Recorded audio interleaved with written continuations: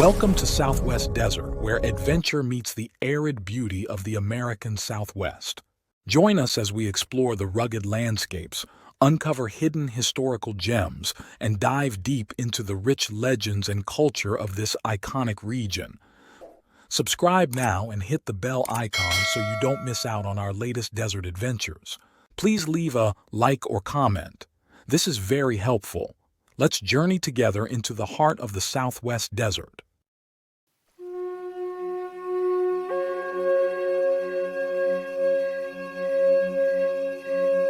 In the shadows of Colorado's rugged mountains lies a forgotten tale of gold, grief, and ghosts. A violinist plays hauntingly beautiful melodies on a mountainside each night, until one evening the music ends with a gunshot.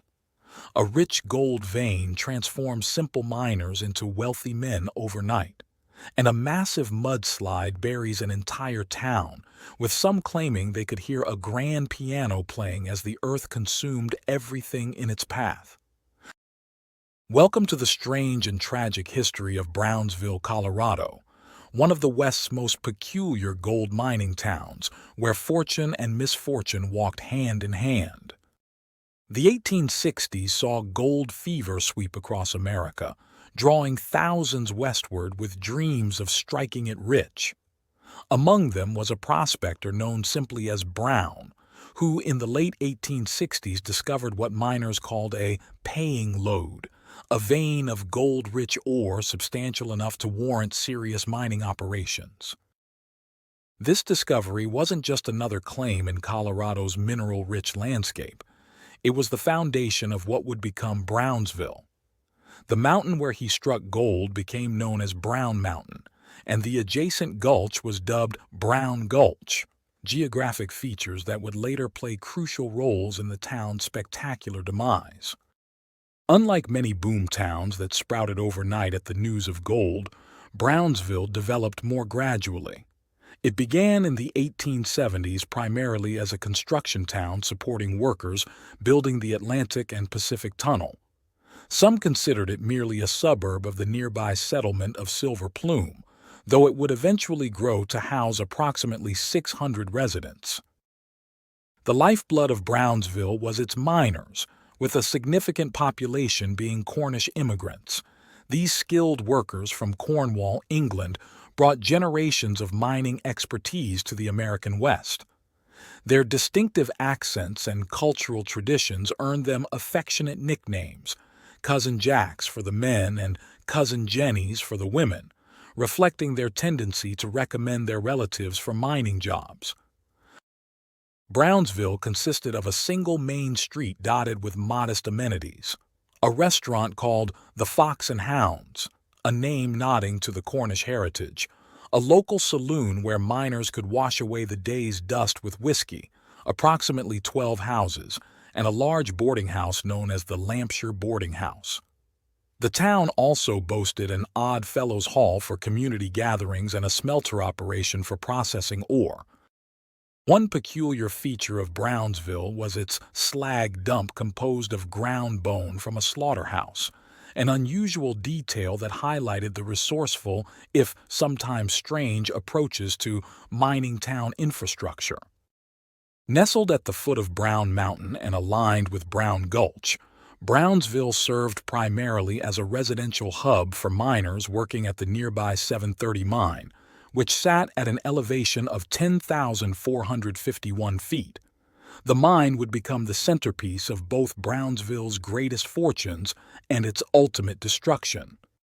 The story of the 730 mine is clouded in conflicting accounts and mystery, a fitting prelude to the strange fate that would befall it. Some records claim it was discovered by an Englishman named Clifford Griffin. Others insist it was Jack McDonnell who found the deposit, later selling partial interest to Henage Griffin, who would bring his brother Clifford to Colorado. The Griffin brothers themselves were figures shrouded in rumor and speculation. Whispers circulated about their noble ancestry and the dark circumstances that had driven Clifford from England to the American frontier. The most persistent story, never confirmed but widely believed, painted a tragic portrait of Clifford Griffin. According to local legend, he had been engaged to a beautiful woman of royal lineage in England. On the night before their wedding, she was found dead in his room. The exact circumstances remained unclear, but following this heartbreaking incident, Clifford promptly departed for Colorado. If there was truth to this tale, it might explain the unusual leniency shown by British authorities. The story suggested that the British justice system of the time might have allowed a nobleman to flee rather than face the scandal of a public trial, a revealing glimpse into class dynamics of Victorian England.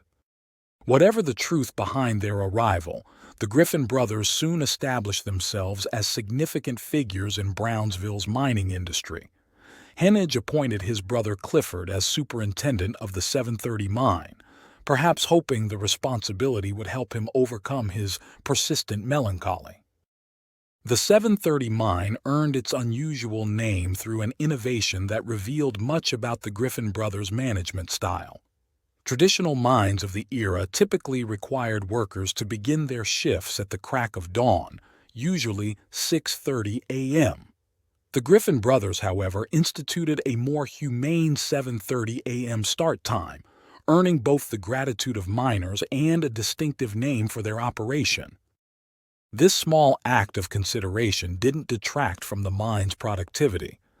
Under the Griffins' management, the 730 became known for its rich gold and silver deposits. Miners reported an encouraging phenomenon. The veins actually widened as they dug deeper, a promising sign in gold mining. Before long, the Griffin brothers had become the wealthiest mine owners in the camp. Despite this professional success, Clifford Griffin remained a troubled soul.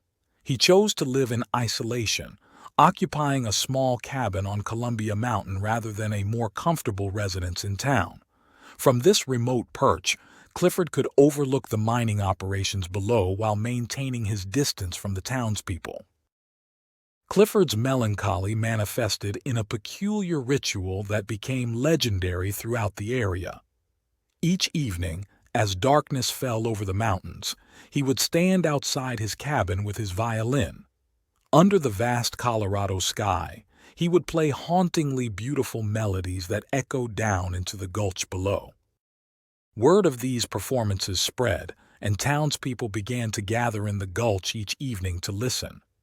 The mournful music floating down from the mountainside became a beloved feature of life in Brownsville, a nightly reminder of beauty amidst the harsh realities of frontier mining life.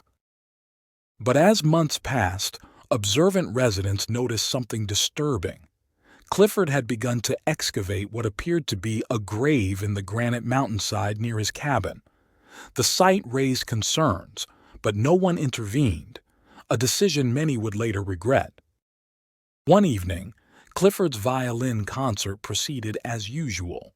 The familiar melodies drifted down to the appreciative audience gathered below. But this performance ended differently, with the sharp crack of a gunshot that echoed across the mountainside.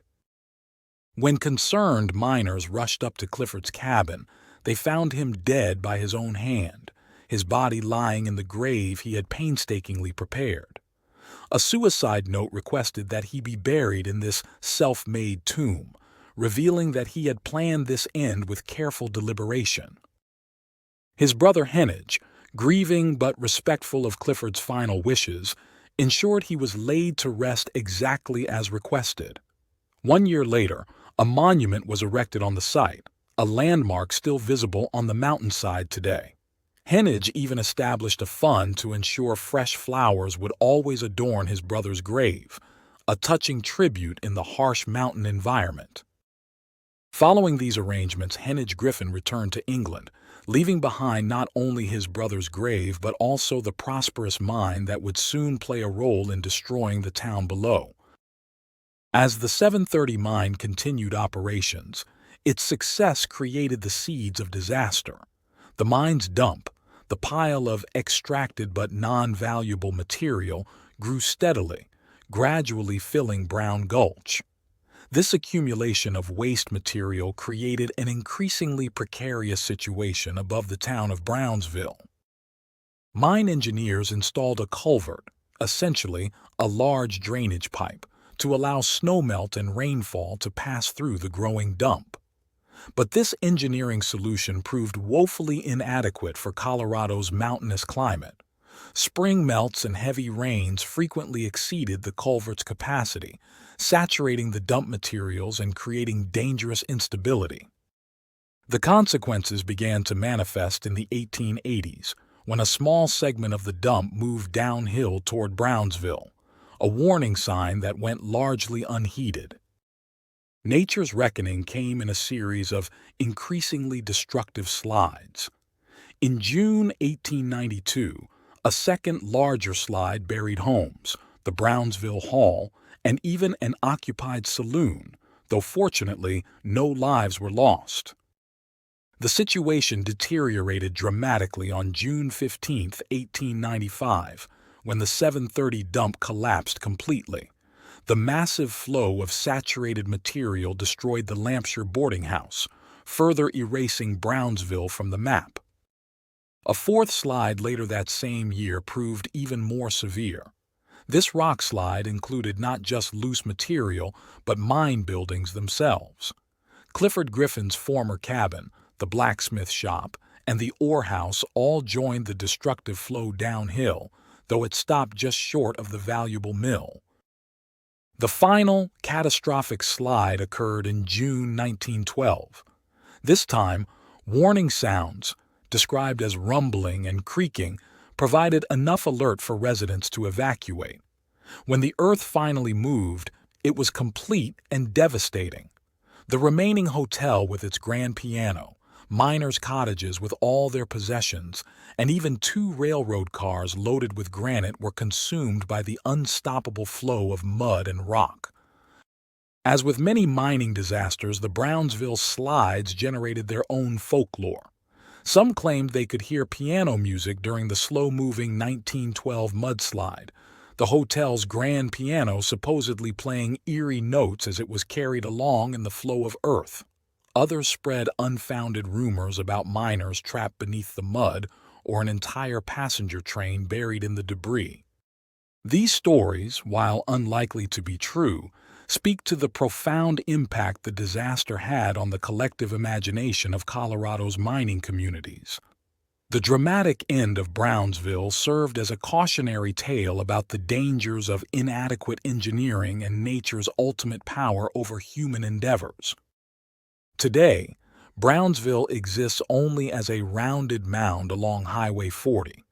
The once thriving gold mining community has been reduced to a large rock pile approximately 1.5 miles west of Silver Plume, with a deep pit visible across the road, physical remnants that give little hint of the dramatic human story that unfolded there. Join my Patreon community and discover my art print products on my website in the links provided in my description and link above. Also, if you would like a particular image from my videos, give the timestamp for image, and I will upload it to my website and Patreon. Thank you for joining your Desert Frontiersman Alan for another Southwest Gold story. Check out my large catalog of Southwest videos and playlists on historical tales, legends, lost gold stories, and adult bedtime stories.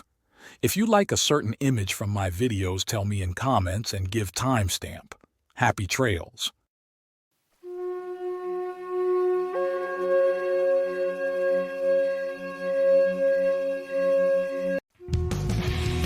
Thanks for watching. If you enjoyed this video, don't forget to like, comment, share, and subscribe for more great content. Hit the notification bell so you never miss an update. See you in the next video.